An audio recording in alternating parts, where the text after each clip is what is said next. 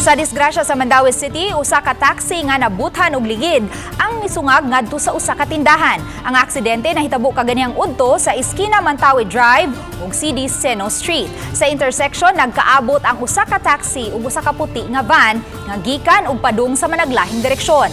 Matod sa taxi driver, nadumbulan siya sa tunga-tunga. Ug tungod sa impact, nibuto ang ligid sa taxi maong nawad-an og control ang driver.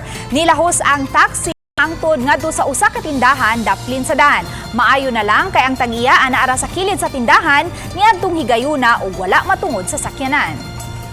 Dili na makontrol sir. Kaya ang ligid niya buto naman siya. Padagan niya kasi Ay hinayra kay kuan man. Ana tawagan na crossing ba intersection. Dagan ko dire nya. Kalit lang buto diha. Uram ni siya naratol. Bay kapaya lang. Nya mo ni ang sistema ros ko tindahan nga grabe ka guba. O ganina. Okay, kung simbak ko kung diha pa ko ana simbak ko na impas na kay